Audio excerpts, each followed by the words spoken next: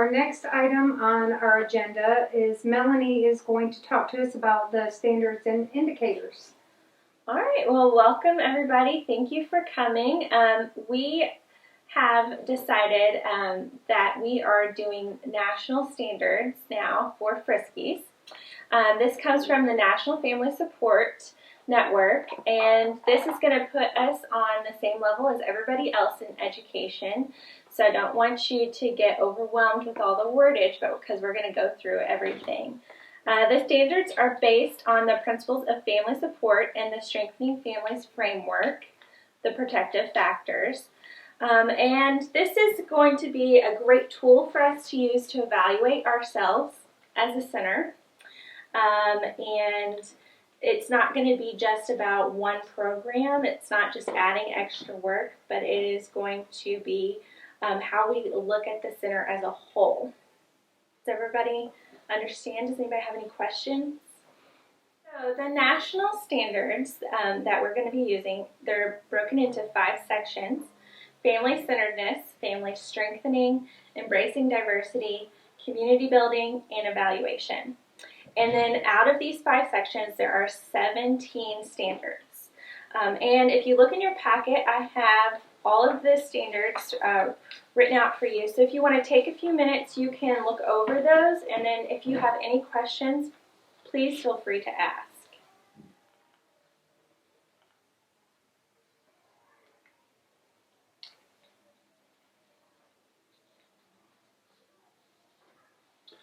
So I see that it says the word program in here so many times. Does that mean there's another program that the state is wanting you to do? No, because they're national standards, they're worded in a way for all family centers, all family resource centers across the nation. So when it says program here, we are looking at that as it is the center. So the Family Resource Center encourages families to participate in program development. And so anytime you see the word program, just think center.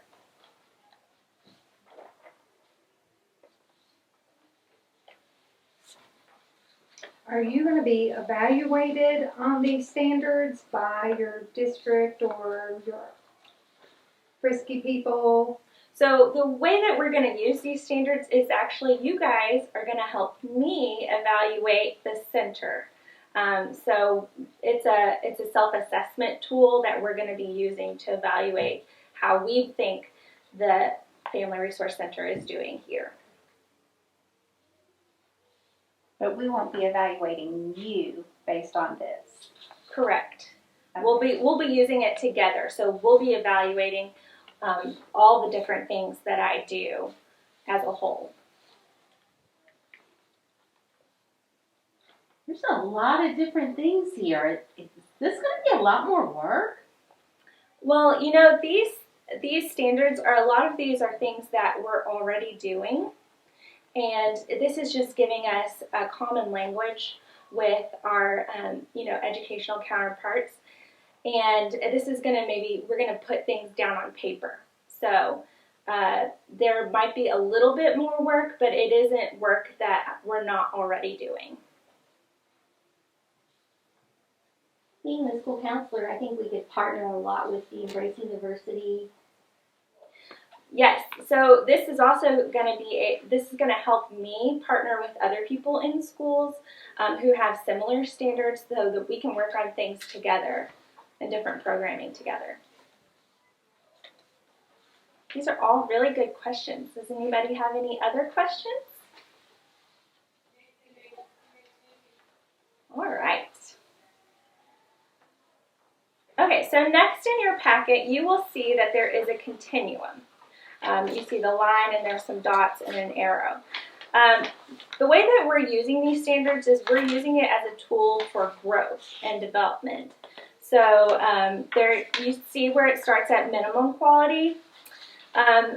Don't be put off by the word minimum. Minimum does not mean low quality. It is just the baseline of where we start. And then as we are growing, of course we want to meet minimum, and then we want to approach high and get to high quality, and then the arrow keeps going because we can always be improving. Does that make sense? Mm-hmm. All right. So how do we improve? How do we improve as FRYSCs? We can add training. We can add family partnerships.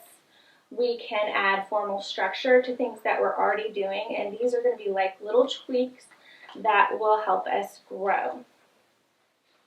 And so that is an overview of the standards.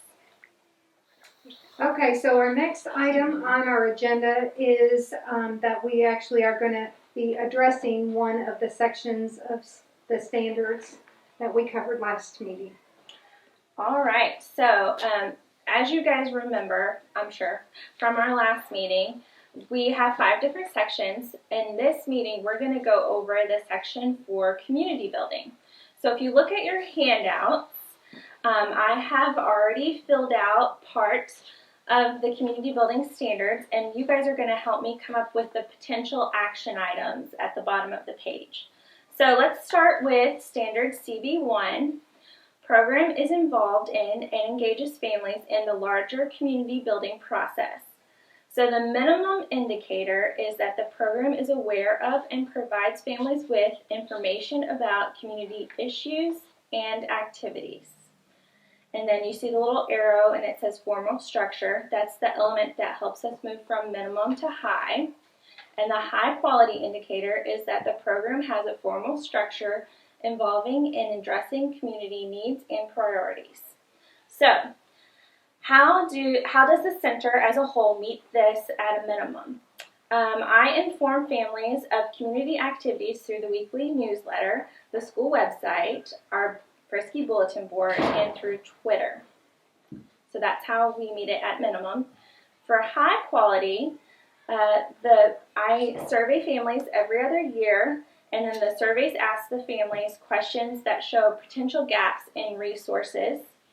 And then you guys help me because we review the results and use the results to write the program plan. Does that make sense to everybody? Mm-hmm.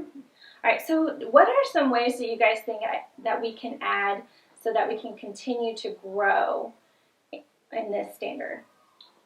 Well, could we use a survey every year instead of every 2 years? That's a great idea. So maybe we could do a survey every year so that it's more up to date instead of every other year.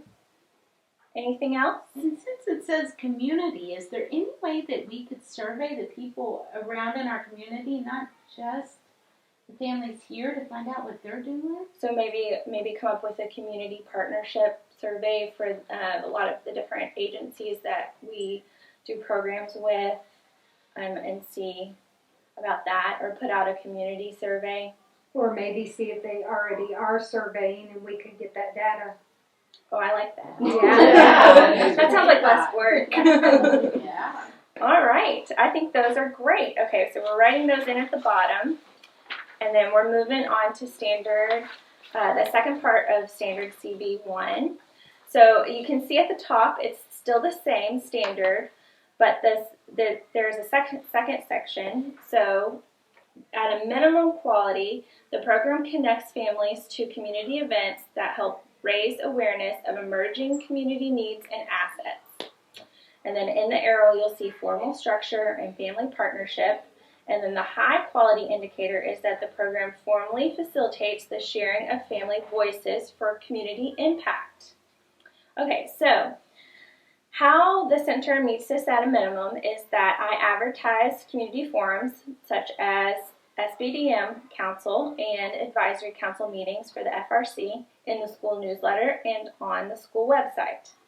When I was going through here, I couldn't think of how I meet this at a minimum or at a high quality.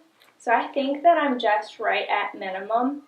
So if you guys can think of ways that I could add some different things to help us get to high, that would be great. Well, what about your partnership with the health department, and when they're looking at things that are affecting our community, they do the forums and you invite parents to go and you go and... Oh, I'm glad you brought that up. I forgot about that. So we can add that to high. All right. Is there anything else you guys can think of?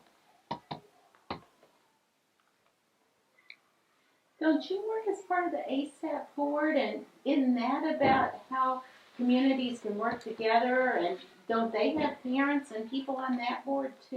You facilitate some of that, because I remember you talking about maybe getting some grant money from them.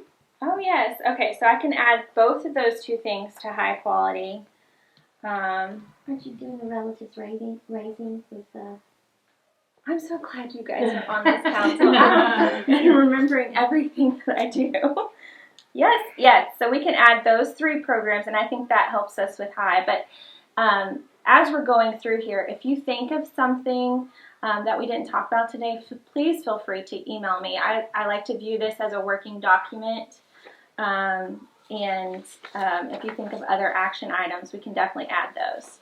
Well, now I think down there at the bottom on that continuum, where you have it listed as meeting minimum quality, I think we do more than that. I think everything you do is higher quality than that. I don't think that reflects what's going on in our center. Well, I appreciate you so much. I think that what I would like to use these standards for is just continued growth. So, some people may think that we're already at high quality, so why should we go further? But we want to always be growing and adding things to our programs. So that's really the goal, is just adding these little tweaks that can help us just grow and be more high quality. All right, so standard CB2 is the next one, and that says that program supports the development of community-based leadership. So at a minimum quality indicator is that the program shares information with families about how to advocate for their needs and priorities. And then in the arrow, you will see formal structure and family partnership, and that's what moves it from minimum to high. And the high quality indicator is that the program implements a formal structure to partner with families to develop their leadership skills and to facilitate opportunities for using those skills in the community. So how do we meet that at a minimum? I believe I meet that at a minimum by sending out the newsletter and updating the school website with information on resources and who to contact with questions. So I'm not hoarding all that information for myself, but I'm putting it out there so that families can advocate for themselves. And then for high quality, I believe I have one program that meets this at a high quality, and that is All Pro Dads. We do a monthly breakfast. It is led by a dad, and he teaches leadership skills to other dads. So I believe that's one program that I have that meets it at a high. And so for the potential action items, can you guys think of anything else or any other ways I can add that formal structure or family partnership to some programs to bring them up to high quality?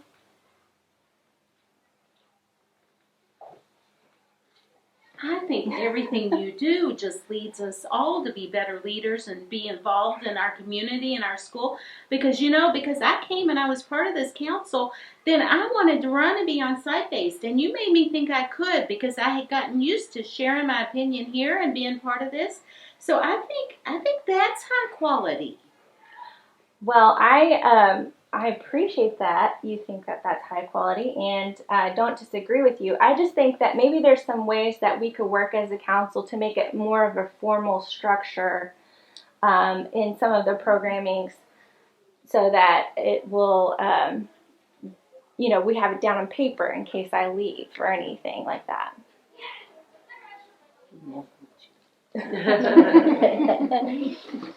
But so could our council have, as part of our bylaws that we're going to train our people to take leadership roles maybe? I think that's great. We can add that into our bylaws. So next time when we review our bylaws, we can look at adding that as a section in our bylaws. And then that would also help us move to high quality. Great. All right, so there's one more. The last standard is standard CB3. Program builds collaborative relationships with other organizations to strengthen families and communities.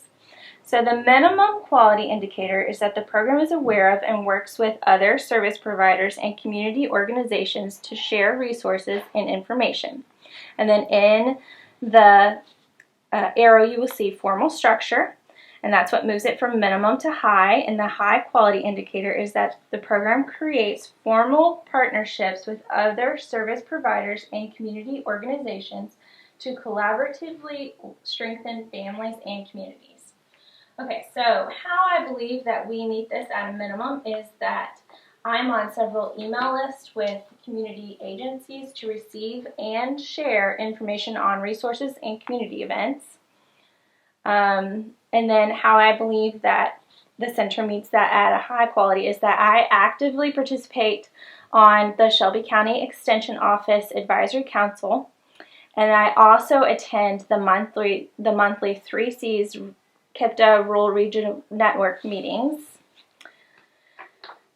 And in these meetings, we have different community agencies that come. We all share what we're doing. We all get information from each other on programs, on things that are going on in our community, and we often work together on different programs coming out of these meetings.